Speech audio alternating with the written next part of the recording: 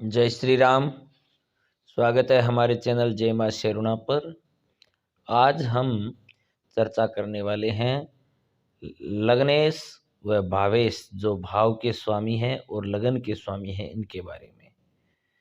तो ये मैंने आपके सामने एक कुंडली बना करके रखी है। इसमें मैंने ये मेष लगन की कुंडली बनाई है। अलग अलग भावों में अलग अलग घर लिख दिए हैं, जैसे मेष, वृषभ, मिथुन, कर्क, सिंह, कन्या, तुला, वृश्चिक, धन और मकर, कुंभ, मीन, इस प्रकार से।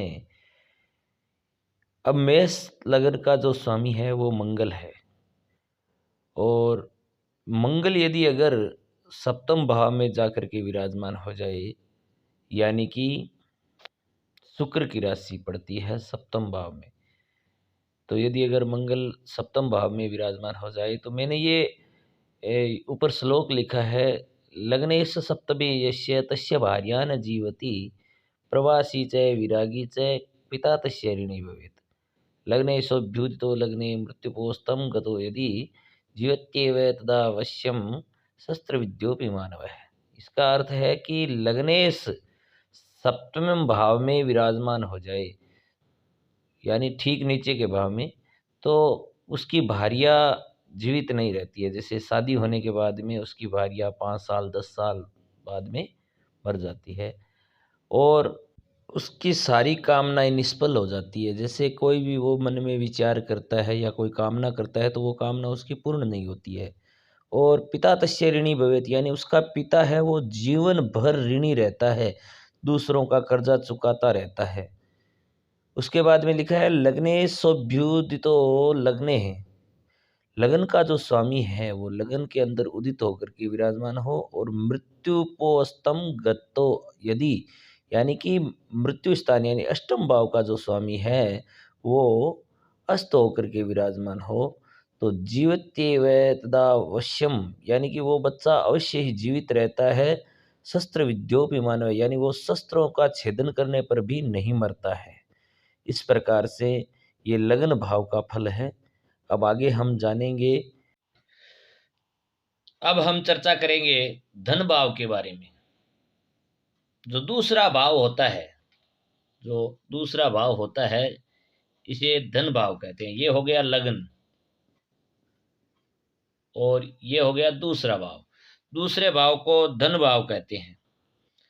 धन भाव के बारे में हम चर्चा करने वाले हैं। ये मैंने श्लोक पहले से लिख दिया है, इसका अर्थ मैं आपको बताऊंगा। धनेश केंद्र गो वापी धन सौख्यम महद भवेत, त्रिकस्ते वाथ सहजे धन सौख्यम न जायते।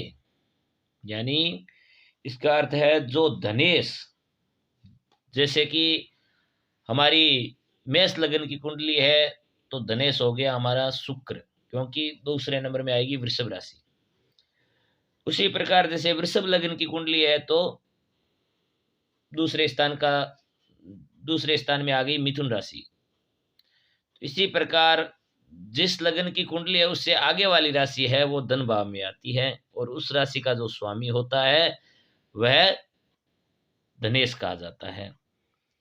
जो धनेश होता है वह पहले स्थान में, चौथे स्थान में, या 7वें स्थान में, या 10वें स्थान में, यानी पहला लगन हो गया, और चौथा स्थान ये हो गया, और 7वां स्थान ये हो गया, और 10वां स्थान ये हो गया। यानी इन स्थानों में पड़े, इसे केंद्र कहते हैं।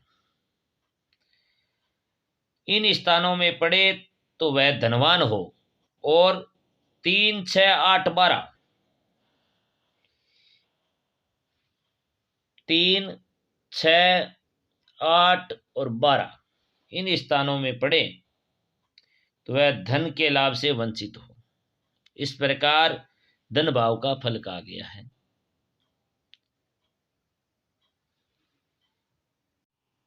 अब हम चर्चा करेंगे भ्रातृभाव फलम, यानी इसे आप सहज भाव भी बोल सकते हैं और भ्रातृभाव भी बोल सकते हैं।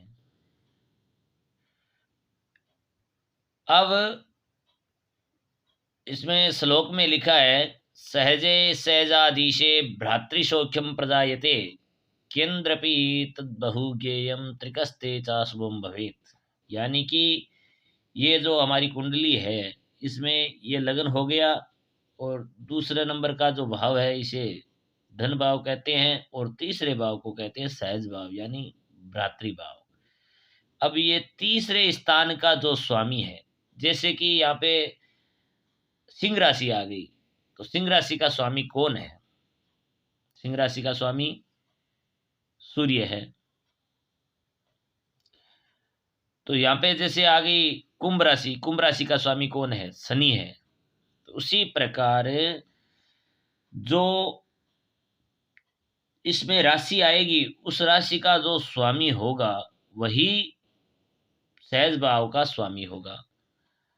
अब इस श्लोक में लिखा है कि सहजे सहजाधीशे, यानी जो तीसरे स्थान का जो मालिक है वो तीसरे स्थान में या पहले स्थान में या चौथे में या सातवें या 10वें स्थान में पड़े तो भाई का सुख हो, और यदि अगर 6, 8, 12 इन स्थानों में पड़े तो भाई के सुख से वंचित हो, यानी कि स्वयं खुद के भाव में बैठा हो, या पहले स्थान में लगन में बैठा हो, या चौथे स्थान में बैठा हो इसमें, और या फिर 7वें में या 10वें में, इनमें हो, यानी केंद्र में हो या खुद के स्वयं के भाव में हो, तो भाई का सुख प्राप्त हो। और यदि अगर 6, 8, 12 यानी 6, 8 और 12 इन स्थानों में विराजमान हो तो भाई के सुख से वंचित रहे। ये भ्रातृभाव का फल है।